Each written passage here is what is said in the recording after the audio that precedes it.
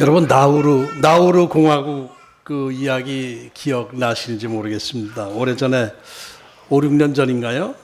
제가 신문에 났던 그 기사를 보고 설교 중에 예화로 이야기한 적이 있었는데, 전 남태평양 작은 섬나라, 우리나라 울릉도의 3분의 1 정도밖에 안 되고 인구도 한 10,000명 정도밖에 안 되는 나라 같지도 않은 작은 나라, 우리 서울로 보면 강남구 정도 넓이라고 합니다. 이 섬은 대부분이 산호초로 되어 있는데, 이 섬은 아주 이 새들, 바다 새들의 천국이라고 해요. 갈매기 같은 바다 새들이 새까맣게 몰려들어서 거기서 나라들고 하는 섬인데, 이 섬은 오래전부터 몇천 명 정도의 그 인구가 원주민들이, 흑인 원주민들인데 고기 잡고 농사 짓고 하면서 그럭저럭 나름대로 행복하게 살고 있던 나라였다고 합니다. 그런데 이 섬에 특별한 그 광석이 있어요. 인광석이라고 하는 광물질 때문에 그 나라의 환경이 싹 바뀌게 됩니다. 인광석이라는 것은 새똥이 화석이 되어서 돌멩이처럼 된 것인데, 수십만 년 동안 바다 새들이 그 섬에 모여서 팔팔 모여서 똥 싸고 이렇게 해서 쌓은 똥들이 쌓이고 또 쌓이고 해가지고 섬 전체가 그냥 그 새똥으로 수십 미터 높이가 쌓여져 있었는데, 그게 이 산호초와 이렇게 결합이 되면서 화석이 되고 돌이 되면서 그게 광물질이 되었는데, 이 인광석이라는 그 광물질이 굉장히 귀하고 비싼 광물질이라고 해요. 아주 귀한 의약품 재료가 되기도 하고, 반도체에서도 쓰고, 또 폭약을 만드는데도 또 소용이 되고, 뭐 그 갈아서 이렇게 뿌리면은 그 거름이 최고 아주 옥토가 되고 뭐 이제 이러는 아주 비싸게 팔리는 귀한 광석이라고 합니다. 그런데 이 원주민들은 뭐 그런 거 저런 거 모르고 그저 이렇게 땅에서 농사 짓고 고기도 잡고 하면서 그냥 살고 있었는데, 이 섬이 작은 섬나라를 유럽이 지배하게 됩니다. 일본도 잠깐 뭐 지배했었다고 그래요. 지배하면서 유럽인들이 와서 이 땅 조사해 보니까 이 섬 둥그렇게 이 고구마처럼 감자처럼 비슷하게 이렇게 둥그렇게 생겼는데, 꽉 찬 게 그냥 땅 표면만 걷어내면 바로 그 인광석 100%, 순도 100% 인광석 천지인 것을 알고, 영국 이런 데서 이제 영국에서 지배하고 있었는데 그걸 이제 팔아먹고 그러다가 이제 독립운동 투쟁을 하면서 1968년도에 독립을 했습니다. 독립하면서 그 인광석, 그것도 이제 이 공화국, 나우루 공화국을 만들고 인광석을 소유하고 그것을 팔아먹기 시작하면서 이제 갑자기 부자가 되기 시작한 나라예요. 근데 뭐 그게 뭐 돌도 엄청 딱딱한 돌도 아니지 않겠습니까? 새똥이 굳어서 화석화됐다 그래도. 그래서 땅 표면 걷어내면 그냥 그 희끄무리한 그런 그 회색 뭐 이런 건데, 포크레인을 꽝꽝 치고 그러면 무너져 내리고, 그냥 퍼다가 수출하면 그게 바로 돈이 되는 거예요. 엄청 비싸게 팔리는 거예요. 석유보다도 몇 배 비싼 거예요. 그게 많지 않기 때문에, 인광석이라는 것이, 새똥 그것이 얼마나 많겠습니까? 많지 않기 때문에 굉장히 비싸서 선진국에서 줄을 서서 살려고 그러는 그런 광석이라는 거예요. 공장 시설을 할 필요도 없고 그냥 땅 흙 파다가 이제 파는 거나 마찬가지죠. 그냥 돈이 그냥 막 주워 들어오는 그런 상황이죠. 이렇게 되니까 국가의 돈이 이제 많이 쌓이고 하다 보니까 나우루 공화국 정부에서 이제 뭐 한 10,000명도 처음엔 채 안 됐죠. 10,000명 정도 가까이 되는 그 주민들에게 다 이제 지원을 해주기 시작한 거예요. 각종 세금 면제, 교육비, 병원비 100% 지원. 중병이 걸리면 거기서 치료 못하면은 거기서 가장 가까운 게 호주에, 호주 2,000km 정도 되는데, 호주의 큰 병원에 이 간호사까지, 개인 간호사까지 한 명 딸려서 보내서 100% 지원을 해서 간호하게 하고, 이렇게 되고, 그러니까 이제 백성들이 일 안 해도 되게 만들기 위해서 그때 중국이 가난했을 때 중국 노동자들을 다 고용해가지고 다 일하게 하고 그 주민들, 원주민들 10,000명 정도는 그냥 먹고 노는 거예요, 먹고. 지원을 얼마나 해줬냐면 유학비 100%다 지원해주고 국민 1인당 1년에 1억 원씩 그냥 무상 지원을 해줘요. 지원이 아니고 공급해준 거예요. 그러니까 식구 4명이면 4억을 그냥 공짜로 1년에 주는 거예요. 우리 코로나 때문에 뭐 한 가정에 뭐 100만 원 뭐 이렇게 얼마 정도 들어온 거 그것만 해도 굉장히 뿌듯했었잖아요. 근데 1년에 매년 한 사람당 1억씩 그냥 공급해주고 신혼부부가 결혼해서 신혼부부가 생기게 되면 한 30평짜리 아파트 해줘가지고 거기다 이 외국인 이 가정부까지 1명 공짜로 지원해줬대. 그냥 이게 진짜 말도 안 돼. 야, 진짜 그런 세상 한번 살아봤으면 참 진짜 좋겠어. 진짜. 종교는 80%가 기독교 쪽인데 50%가 개신교고 30%가 천주교래요. 20% 무교고. 참 지상낙원이죠. 이렇게 되니까 이 할 일이 없어진 원주민들은 이제 돈은 많이 생기고 할 일이 없으면 뭐 어떻게 하는 거예요? 일단 먹고 사는 거예요. 그러니까 이 가정부는 다 그냥 가정부는 무조건 정부에서 1명씩 지원을 해줬으니까 가정마다 1명씩 가정부 외국인 노동자 고용해서 이게 할 일도 없고 그러니까 뭐 기름진 거 외국 선진국에서 기름진 거 주로 패스트푸드 그런 음식들 그냥 먹고 그리고 하와이 뭐 이 싱가포르 이런데 장 보러 비행기 타고 전세 비행기 타고 장 보고 오고 이럴 정도였대요. 그래서 프랑스 가서 뭐 이태리 가서 피자 먹고 뭐 프랑스 가서 뭐 먹고 뭐 이러고 그러고 노는 거예요. 그냥 계속. 그 외국 차들을 수입해서 이 섬을 한 바퀴 삥 도는데 18km래요. 한 바퀴 삥 도는데 18km밖에 안 돼요. 그런데 외제차들을 사가지고 그냥 그걸 이제 굴리고 다니는데 고장나면 고치기 수리하러 거기는 수리할 데도 없고 외국으로 내보내고 그러니까 귀찮으니까 차 옮기는 것도 귀찮고 그러니까 새로 사가지고 그냥 버리고 비싼 외제차 그냥 고장나면 버리고 또 새 차 사고 그래서 고장난 차들이 중간중간 길 옆에 이렇게 있는 사진을 제가 봤어요. 나우루 공화국 유튜브에 치면은 거 다 나와요. 사진까지 다 나와요. 그렇게 정도 했다고 그래요. 그러니까 이건 지상 낙원도 에덴 동산이 이 정도 됐을까? 에덴 동산도 아니에요. 하나님께서 아담과 하와에게 농사 짓고 일하고 열심히 그 짐승들 다스리고 뭐 이렇게 하라고 그랬어요. 열심히 일하면서 먹고 살았어요. 아담과 하와도. 근데 전혀 일 안 하고 그냥 그냥 놀고 먹고 이렇게 하니까 정말 한 1년이라도 그런 일을 좀 겪어봤으면 좋겠네. 1년이라도.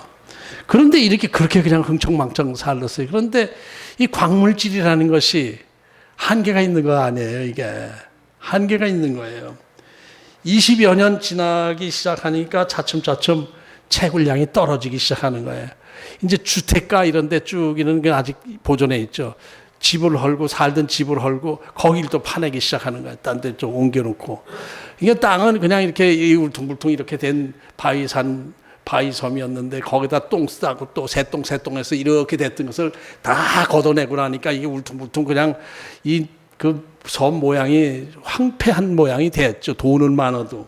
그렇게 돼 있고 이제 차츰차츰 고갈이 좀 되기 시작하면서 수입이 점점 줄이고 경제 사정이 어렵게 되니까 이제 정부 지원하는 것도 조금씩 줄여나가고 또 그리고 한 지도자가 또 좀 결단을 해가지고 생산성 있는 사업을 개발하고 일자리를 만들어서 일을 시키려고 일해서 먹고 살게 이제 이렇게 하려고 그러는데 그때는 이미 한 5, 6년, 30년 가까이 되고 나니까 원주민들은 완전히 노동력을 상실한 체질이 되어버렸대요. 90%가 이 원주민들 90%가 체중이 100kg가 넘는 전부 이런 비만 체질이 게 먹고 막 이렇게 기름진 거 패스트푸드 계속 먹고 놀고 그냥 뭐 자고 심심하면 차 안 받고 돌고 오고 뭐 외국 나가서 쇼핑하고 오고 이러니 이게 체중들이 다 100kg가 넘고 50%가 당뇨병에 걸렸대요. 50%가. 그러니까 병원비가 100% 공짜거든요. 병원비가 완전히 병원에 입원해도 다 공짜고 하니까 조금 몸 시원찮으면 귀찮으니까 먹고 살기 귀찮으니까 병원에 입원해 버리는 거야 그냥. 병원에 입원해서 이제 공짜 병원에 입원해서 거기서 병원약 먹고 이제 이렇게 되고 있는 사람들에게 일하라고 그러니까 일이 됩니까? 당장 이런 사람들이 아무것도 할 수가 없는 상황이에요. 그러니까 이제 경제 지원이 점점 줄어들고 되니까 차 운행하기도 좀 힘들어지고 버려진 차가 길거리에 빵꾸 나면 그냥 버리고 해서 버려진 차 또 차 운행하기도 힘들어지고 길거리에 줄비해 있어요. 고장난 망가진 차들 뭐 이런 거에서 그 섬 전체는 옛날에 농사라도 지었죠. 농사 질 상황이 못 되는 거예요. 다 이렇게 그냥 바위 덩어리 울퉁불퉁한 바위 다 캐냈으니까. 전에는 그 기름 그 새똥 그렇게 걸으면 얼마나 좋아요. 옥토였죠. 농사 짓고 이렇게 할 때 다 걷어내고 아무것도 없는 상황이 되니까 이제 그러다가 이제 2003년도에 완전히 인광석이 완전히 고갈되었다는 공식 선포를 하고 나서 이제 이 사람들이 진짜 그 다음에 뭐 복잡한 얘기가 많아요. 그래서 이제 그런데 하여튼 그런 식으로 돼서 이제는 세계에서 가장 가난한 나라들 굶어 죽거나 그냥 구걸하거나 이러지 않으면 살 수 없는 처지가 되었어요. 그러니까 흥청망청 먹고 마시고 놀러 다니고 병원에 누워 있고 하던 사람들 이제 그 사람들은 어떻게 할 거예요? 몸은 다 체중은 이게 비만 체질이 돼 있고 당뇨병에 걸려 있고 일을 안 해봐가지고 어부노릇도 못해요. 힘들어서 그냥 뭐 하던 걸 해야지. 이게 전에 한번 다 기억나시는 분도 있을 거예요.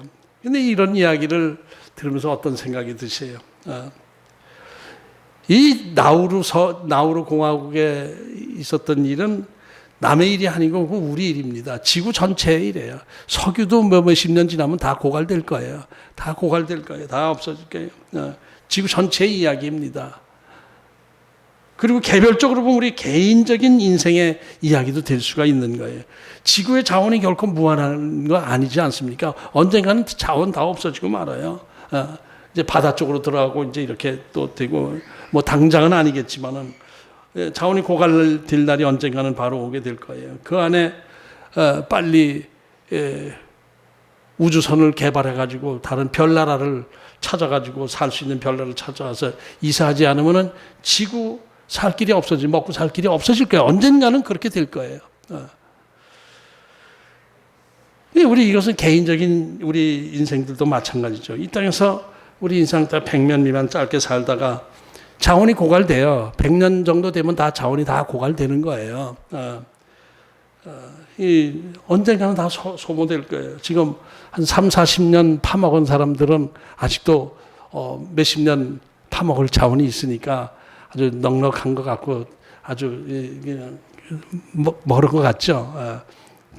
한 7, 80년 파먹으신 분들은 이제 얼마 안 남았어요. 파먹을 게. 얼마 못 가서 다 고갈되고 말게 돼 있어요. 다. 그런데 우리 인간들을 그걸 몰라. 힘 있고 젊어서 혈기왕성할 때 그냥 자기 하고 싶은 대로 다 해. 그냥 다. 그러다가 그냥 자원 고갈되게 되면 이렇게 되고 당뇨병 걸리고 그냥 당뇨병이 뭐예요? 많이 먹어서 걸리는 병 아닙니까? 많이 먹어서 걸리는 병이 당뇨병이에요. 당뇨병 걸리고 비만해지고 이러고 일도 못하고 삽질도 못하고 곧 그렇게 될 거예요. 그러니까 이제 젊어서 어떻게 살아야 돼? 자원 고갈되기 전에 한 푼이라도 저축을 많이 해놓으셔야 돼요. 미래를 대비하면서 살아가야 되는 거예요. 그것도 뭐 이렇게 쉬운 일은 아니겠지만은 나우루 섬의 원주민들은 정말 한 30년, 30여 년, 32, 3년 진짜 천국 같은 삶을 살았지만은 그때 처음에 시작을 바른 정치인이 바로 했어야 돼요. 외국인 노동자 쓰지 말았어야 돼요. 무조건 하루에 8시간 이상, 8시간 정도 일을 시켰어야 돼요. 다. 일을 해서 노동을 해서 먹고 살게 했어요. 외국인 노동자 쓰지 말고. 그리고 1년 그 채굴 양을 제한을 했어야 돼.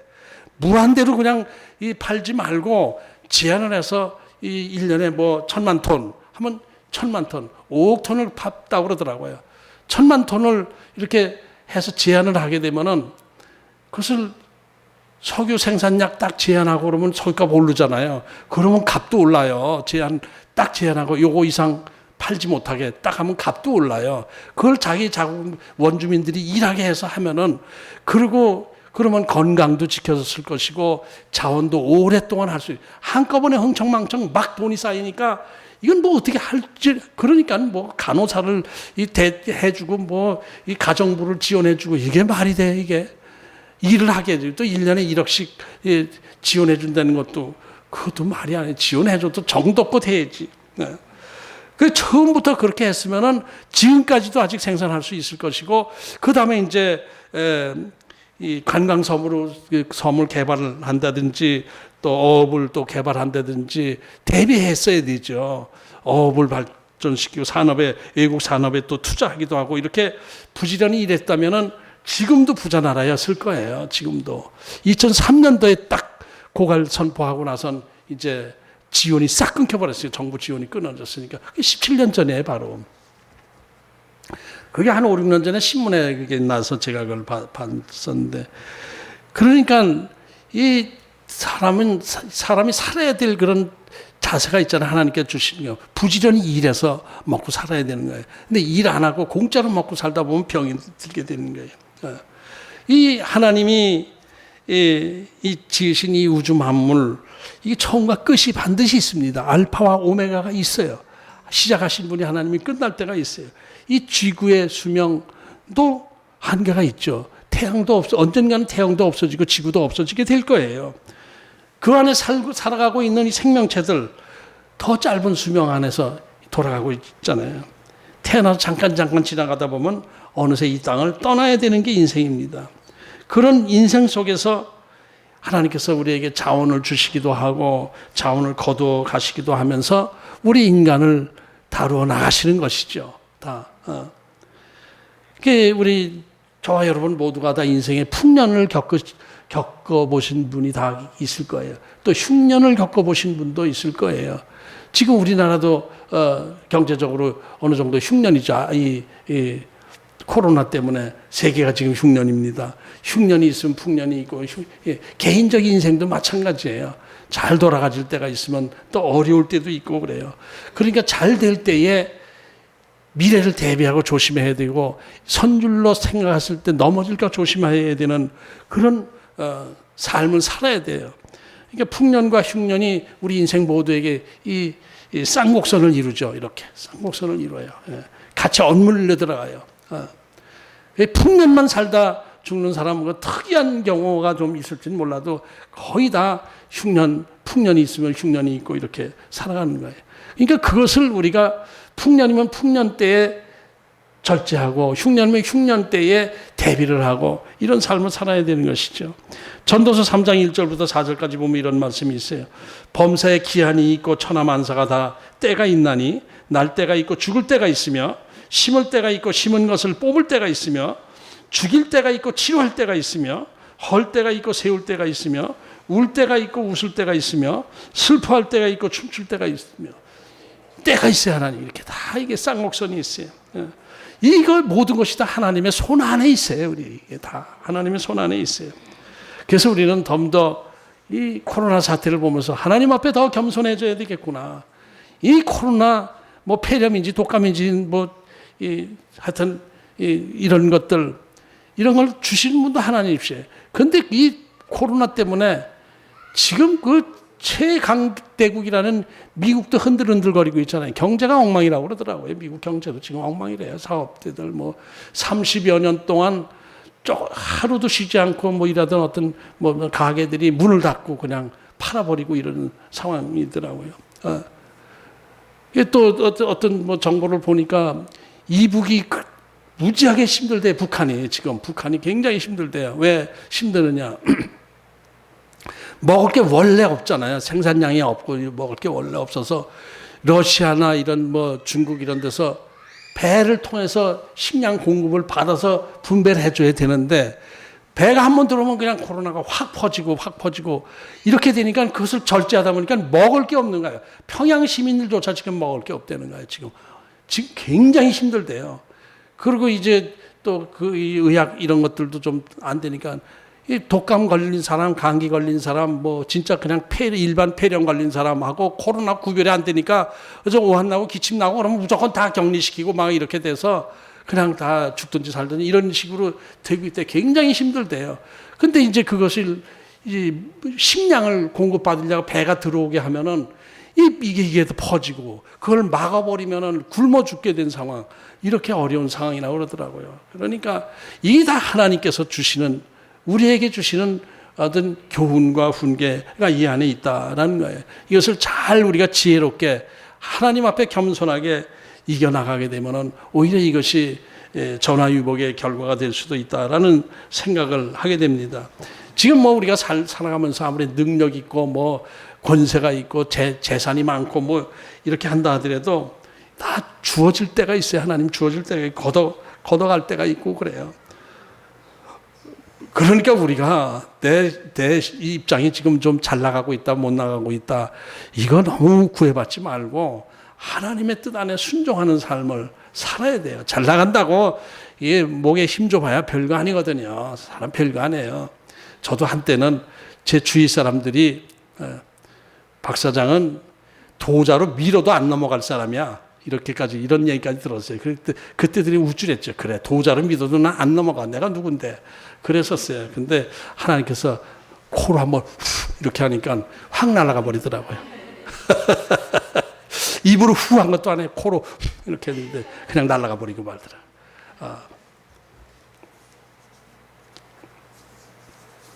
그때 내가 또 생각한 것도 지금도 항상 서늘해지고 철렁해지는 건데, 내가 이렇게 탄탄한 기반 위에 섰는데 하나님이라고 해서 나를 망하게 하실 수 있을까? 아무리 하나님이라고 해도 이런 생각을 잠깐 했었어요. 그 얘기하고 나서 아차 하는 생각, 안 해. 그냥 한번 해본 생각에 아버지 이거 기억하지 마세요. 그랬는데 하나님이 그걸 기억하신 것 같아. 그래? 한번 후 물어볼게. 그래서 우리 심어야 할 때 열심히 심고 저축할 수 있을 때 열심히 저축하고 미래를 대비하는 것, 이런 것이 우리의 삶의 자세가 되어야 됩니다. 이것을 제대로 하지 못하니까 나중에 자월고갈되면은 노년이 힘들어집니다. 그러니까 우리 인생이 다 그래요. 내일 일은 다 불확실하잖아요. 그러니까 누구나 다 불안정한 속에서 불확실한 내일을 두려워하면서 염려 근심하면서 살아가고 있는데, 염려 근심하기보다는 하나님께 맡기고 오늘 순간순간 나에게 주어진 상황에서 어떤 길이 최선의 길인가를 하나님의 지혜를 구하면서 살아가는 자세, 이런 것이 우리 삶의 자세가 되어야 될 것이다, 이런 생각을 해봅니다. 오늘 본문과 연결이 돼서 이런 예화를 길게 좀 드렸는데, 당시 애굽왕은 그야말로 신 같은 존재였습니다. 이 근동 지역, 가나안 지역 뭐 이때 거기는 아직도 다 부족 사회 아니었습니까? 부족장이면 그저 왕노릇하는 거예요. 큰 연합국이 없었어요. 저 터키 쪽 위에 시리아 쪽 그쪽에는 그래도 이제 제국 같은 나라들이 좀 있었긴 했지만 막 기복이 있었고 하지만은 대부분 그저 이 성주들, 부족장들이 모여서 옹기종기 이렇게 살아가는 시대인데, 이 남쪽으로 쭉 내려온 애굽은 그나마 동떨어져 있어요. 거리가 멀어요.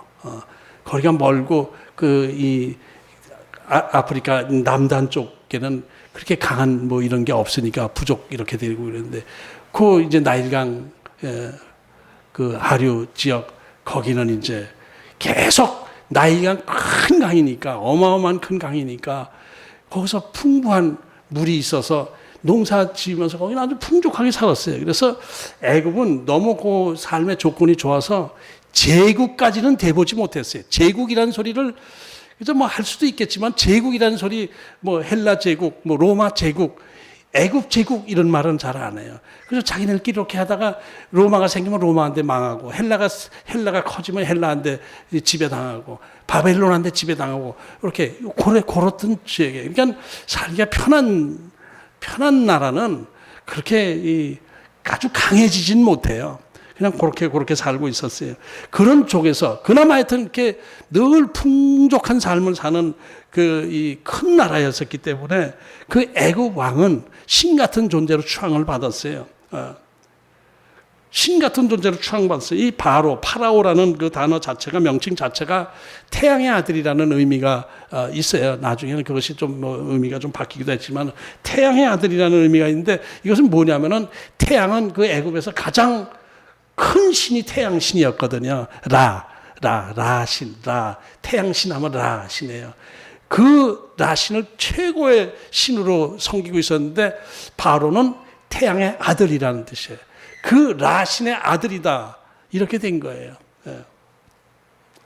그러니까 바로는 정치적으로는 최고 통수권자이면서 동시에 종교적으로는 신적 대우를 받는 그런 존재였단 말이에요.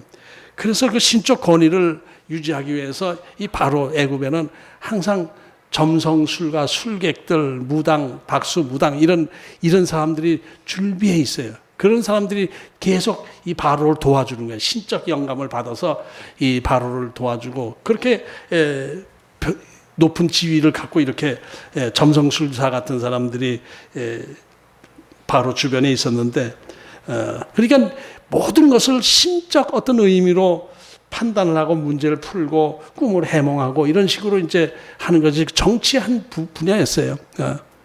요셉도 나중에 점치고 하는 그런 그 흔적이 나오잖아요. 그렇게 된 거예요. 다 그렇게 되는 거예요. 신적 어떤 그 영감 안에서 정치를 이뤄나가고 있었죠. 그런데 이 바로가 어느 날 희한한 꿈을 꾸게 된 거예요. 근데 그 꿈이 아무리 봐도 그냥 모르긴 해도 좋은 꿈 같지는 않은 거예요. 끝이 안 좋으니까. 처음에 살찐 소가 7마리 있었는데, 메마른 소가 나타나가지고, 나일강변에 나타나가지고, 살찐 소는 다 잡아먹고, 근데 마른 소들이 살도 안 찌더라. 다 없어진 거죠. 또 충실한 이삭이 마른 이삭에게 다 잡혀먹어가지고, 이런 꿈. 그러니까 뭔가 모르긴 해도 좀 불길한 꿈처럼 생각이 되지 않겠습니까? 그러니까 태양의 아들이 정치를 지금 하고 있는데, 태양신의 아들이 정치를 하고 있는데, 불길한 것 같은 꿈을 꿨다니까 점성술과 꿈 해몽가들도 함부로 해석을 못 하는 거예요. 불길한 해석을 했다가는 모가지 날아갈 수도 있잖아요. 왕 앞에서. 재수 없는 소리 하는 것처럼 죽여보라, 이럴 수도 있잖아요. 그러니까 그건 뭔가 불길하긴 하지만은 함부로 얘기도 하지 못하고, 이 왕도 좀 어딘가 걱정이 되고, 이렇게 하다 요셉이 이제 왕에게 발탁이 돼서 요셉이 바로 왕 앞에 나가서 꿈을 해몽하게 된 게 오늘 본문 내용입니다.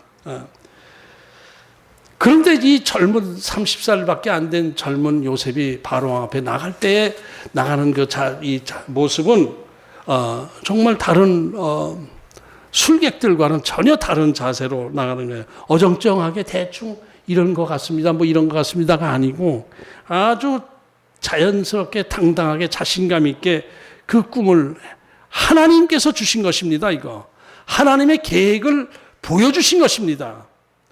그러니까 우리는 여기에 대해서 이렇게 대비를 해야 됩니다. 이렇게 딱 얘기를 하는 거예요. 이게 꿈 해몽 제가 하는 거 아닙니다.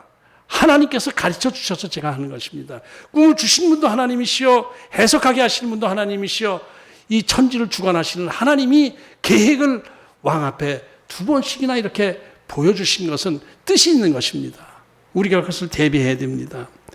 이건 나쁜 꿈만이 아닙니다. 이것은 우리가 대비하기에 따라서 이것은 복이 될 수도 있는 것입니다. 이런 의미로 쫙 얘기를 하는 거예요.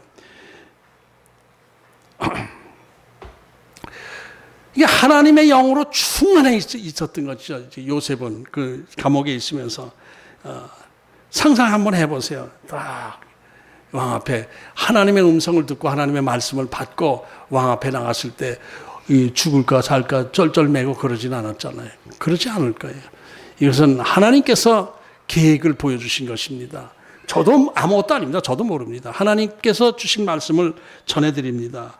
이렇게 해서 얘기를 했는데 해석은 두 꿈이 다 하나입니다. 7년 동안 풍년이 들 것이고 7년 동안 그 뒤에 그 풍년을 그냥 싹 훑어먹을 정도로 더 센 흉년이 7년이 될 것입니다. 그러니 이것을 우리가 미리 대비해야 됩니다. 미리 대비해야 됩니다. 그러면서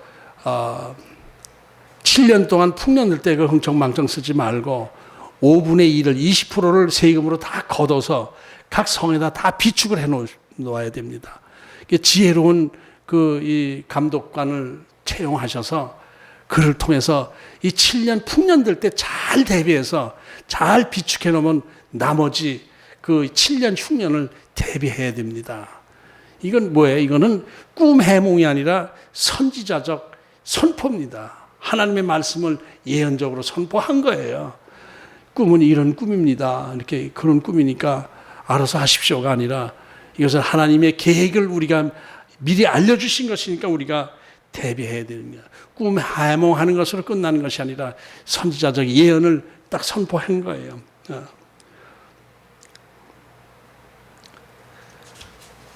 그러니까 우리가 이 선지자가 뭡니까? 하나님의 말씀을 받아서 전해주는 거 아니에요. 미리 얘기하는 것처럼 이 예언이라는 것이 점치듯이 내일 일을 불확실한 내일 일을 알려주는 것이 아니라 하나님의 계획을 하나님의 뜻을 계시를 받아서 알려주고 우리 인간이 거기서 고쳐나가고 대비해야 되는 게 하는 것이 예언입니다. 제가 지금 예언을 하고 있는 거죠. 예언 선포하고 있는 거예요. 하나님의 말씀을 선포하고 있는 거예요. 이것은 그냥 여러분들 복 받으세요, 복 받으세요. 이렇게 하면 복 받으세요. 무조건 하나님이 복 달라고 비신 복 주십니다. 이것은 예언이 아니죠. 하나님의 계획은 이런 계획이니까 미리미리 대비하십시오. 여러분들 겸손하게 사십시오. 근면 절제하며 사십시오. 지금 이렇게 이 우리나라 문화도 보면은 저는 가난하게 사는 그 옛날 이 흔적이 내 안에 아직 있어서 그런지 식당에 가도 5,000원 넘으면 다 비싼 음식 같아요. 뭐 8,000원, 9,000원, 뭐 냉면 하나가 10,000원, 11,000원. 야, 그 뭐 냉면은 그거 먹냐? 그 마트에서 냉면 사다 끓여 먹고 비벼 먹고 하지. 그건 뭐 그런 데서 비싸게 사 먹나? 5,000원 넘으면 비싼 것 같아요. 그래서 어디 혼자서 배고파서 어디 들어갈 때도 이렇게 보다 7,000원, 8,000원 하면 더 가요. 5,000원짜리 있나? 근데 없더라고, 잘.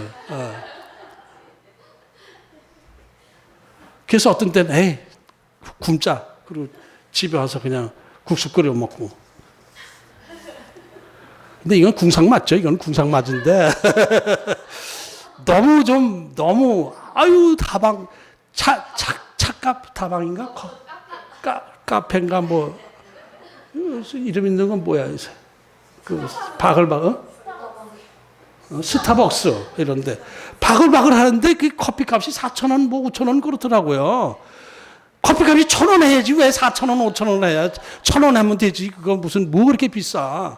그런데 가서 바글바글 먹고 그래요. 코로나가 그렇게 심한데 마스크도 안 쓰고 교회에서 마스크 안 쓰면 뭐라고 그래도 스타벅스에서 마스크 안 쓰고 막 바글바글 대도 그건 또 뭐라고 안 그러고. 참, 지금 이게 좀 겸손해져야 돼요. 겸손해져야 돼요. 좀 절제할 줄 알아야 돼요. 절제. 너무 외국에 그냥 많이 여행 다니고 하는 것도 좀 그렇더라고요. 저 아는 목사님 하나가 제 또래인데 중풍에 걸려서 이렇게 됐어요. 그래서 이런저런 얘기를 하다 보니까 이 건강할 때 젊어서 잘 나갈 때 외국 여행을 그렇게 좋아했대. 그냥 틈 있으면 외국 여행 다니고. 하나님께서 나 외국 여행 너무 좋아하니까 그거 못 다니게 이렇게 중풍 걸리게 만드신 것 같다고 그러더라고요. 그래서 뭐 그런 것 같습니다. 그럴 수도 없고 그러고 알았는데 절제해야 되는 거예요. 젊어서 절제해야 돼. 먹는 것도 절제하고 저도 막 곱빼기 좋아하고 막 이렇게 했었는데 그런 거 다 절제해야 되는 거예요. 이게 하나님께서 풍년을 주실 때에 대비할 줄 알아야 돼요. 그것이 예언이거든요. 그러니까 사실은 여러분 바로의 꿈은 길몽인가요? 흉몽인가요? 좋은 꿈이에요? 나쁜 꿈이에요? 뭔가 결과가 안 좋으니까 나쁜 거죠. 그죠? 결과가 안 좋은 거니까. 근데 요셉은 그것을 길몽으로 얘기를 하는 거예요. 이것은 결과가. 왜 그러냐면은 그 풍년을 잘 대비하게 되면은 나중에 7년, 6년 동안에 다 걷어들이잖아요. 권력을 더 강하게 장악할 수 있잖아요. 그러니까 나중에 예를 들면은 곡식이 떨어지면 나라에다 땅 팔아가지고 땅을 바치고 곡물 얼마를 갖다 주고 이렇게 되는 거 아니에요. 그러니까 다 토족들이 있잖아요. 토족들이. 토백이 봉건 부족장들 있잖아요. 그들이 가난하면은 자기 땅을 나라에 바치고 곡식을 얻어먹고 이래서 중앙집권제가 되는 거예요. 아직 그 중앙집권제라고 볼 수가 없잖아요. 각각 이렇게 된 데서 이렇게 돼 있었죠. 중앙집권제가 되는 오히려 흉년 7년의 흉년이 오히려 복이 되게끔 이제 얘기를 해주고 있는 것이죠. 이 요셉이 이런 말을 하는 거예요. 이 요셉이 이런 말을 할 수 있는 것은, 이렇게 할 수 있는 것은 자신감이 있는 거죠. 하나님에 대한 믿음이 확실히 있기 때문에 그런 것이죠. 흉년이 이렇게 될 겁니다. 풍년 7년인데가 흉년 7년이 될 것입니다. 이렇게 할 때 이것이 상식적으로는 말이 안 되는 거예요. 왜냐하면 나일강은 6,600km나 돼. 우리 서울, 부산을 15번 왔다 갔다 할 15번을 가야 될 그런 거리가 이 나일강 아마존강과 비슷하더라고요. 조금 아마존강이 뭐 기니 짧으니 뭐 이러는데 이렇게 되는데 나일강의 원류는 빅토리아 호수와 또 그 우간다 그 지역에 샘이 나는 그 원천 호수 그것이 쭉 이제 북으로 올라가면서 큰 호수들을 몇 개를 같이 합류하면서 이렇게 돼서 비가 오고 안 오고 상관없이 물이 마른 적이 없어요. 나일강은 특이한 강입니다. 비가 안 와도 마르질 않아요. 샘에서 샘 몇 개가 모아지면서 이렇게 오고 큰 호수가 샘으로 된 호수이기 때문에 그 호수에서 계속 물이 공급되어지기 때문에 마르질 않아요. 근데 우기철이 되게 되면은 그 나일강 삼각주 지역은 완전히 바다처럼 그냥 홍수가 범람하고 말죠. 홍수가 빡 했다 쭉 걷어나지고 나면은 커다란 그냥 모래산 큰 모래산인데 거기에 열매가 막 그냥 또 생겨서 이 곡식들이 생겨가지고 농사 짓지 않아도 또 걷어먹고 이렇게 되는 게 나일강이거든요. 근데 7년간 흉년이 나일강 주변에 이렇게 된다는 게 말이나 되냐 이게 저 자식 저 미친놈 아니야? 너 나일강 흉년 되는 거 봤어? 저 미친놈이야. 죽여버려. 이러면 끝이에요. 근데 당당하게 그 얘기를 했거든요. 이것은 확실한 믿음이 없이는 할 수 없는 얘기예요. 이런 말을 했어요. 오래전에 그 조용기 목사님 그 간증을 또 생각이 나는데, 부흥회 설교를 하는데, 집회에 가서 설교를 하는데, 앞에 어떤 여인이, 빼짝 마른 여인이 이렇게 앉아 있더라는 거예요. 근데 다리가 황새다리처럼 빼짝 말라 있더라는 거예요. 근데 자기 설교를 그렇게 열심히 간절하게 듣는 거예요. 근데 이제 조용기 목사님 스타일은 이제 설교 끝나고 기도를 하잖아요. 병자를 위한 기도를 하잖아요. 근데 조용기 목사님 설교하다 이렇게 내려보니까 아무리 병자라도 그렇지 날 때부터 안전뱅이였는지 다리가 황새다리인데 내가 기도한다고 해서 저 환자가 나을 것 같지가 않더라는 거예요. 그래서 그 신경이 써가지고 저걸 어떻게 처리를 하나. 낫지 않으면 자기 인기가 그 명성이 떨어질 것 같고 설교를 끝났어요. 그런데 벌써 다른 사람들이 설교 끝나니까 다 눈치를 보는 거야. 저 여자 안수기도 해주나 안 해주나. 근데 안수기도 해도 나을 것 같지가 않고 불안해가지고 통성기도를 다 시켰대요. 통성기도를 시키고 살짝 내려가가지고 조용히 안수하고 왔대요. 이제 들키지 않게. 안 나면 그냥 안 난 거고 남은 이렇게 하고 나오는데 강단에 올라오는데 박수 소리가 와 터지더래. 통성기도 한다고 그러면 싹 그 눈치만 보고 있었던 거야 교인들이. 근데 딱 안수기도 하고 올라오는데 이 여자가 일어나서 비틀비틀 걷기 시작하더라는 거예요. 그래가지고 진짜 하나님 은혜를 너무 감사했다고 그런 얘기를 들었는데 그렇잖아요. 믿음이 확신이 있을 때 딱 강하게 하는 것인데 그렇지 못해. 조용기 목사님도 그렇지 못했다는 얘기예요. 근데 요셉은 강하게 그 나라의 흉년을 얘기를 한 거예요. 강하게 얘기를 한 거예요. 이것은 그 당시 애굽의 술객들에게는 상상조차 할 수 없는 그런 자세였고, 야, 왕 앞에서, 바로 왕 앞에서 감히 저런 말을 할 수 있다니.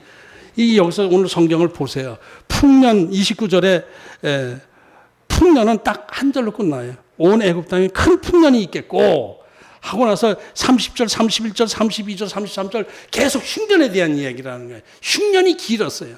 근데 그 흉년에 망할 것이다. 근데 진짜 대비하지 못하고 흥청망청 그 풍년 냈을 때 흥청망청 먹고 놀고 그 당시 비행기는 없었지만 하여튼 말 타고 멀리 가서 맛있는 거 먹고 오고 뭐 이런 식으로 하면은 7년 풍년 끝나고 나면은 그 다음부터 애굽이 어떻게 됩니까? 그냥 굶어 죽게 되고 왕의 위치도 아슬아슬해지게 되는 거예요. 백성들 다 굶어 죽게 되는 것이고 그렇게 될 것이다라는 얘기하면서 대비합시다. 이렇게 얘기를 하는 것은 이 요셉의 믿음이 아주 강인할 성령 충만했던 거예요. 하나님의 영으로 충만해서 확신 있게 하나님의 계획을 얘기를 한 것이죠. 이렇게 될 때 바로가 다음 주일에는 이제 바로가 어떻게 반응했는지, 저 미친놈 아니야? 그랬는지, 그래? 네 말을 믿자 했는지, 이 다음 주를 우리 기대해 보십시다. 저도 다음 그 성경 구절을 안 읽어봐서 잘 모르겠어요. 궁금해 죽겠어요. 다음 주에 우리 한번 보십시다. 하나님의 영이 충만한 요셉이 바로에게 강하게 예언한 것, 그것이 오늘 말씀입니다. 기도합니다. 하나님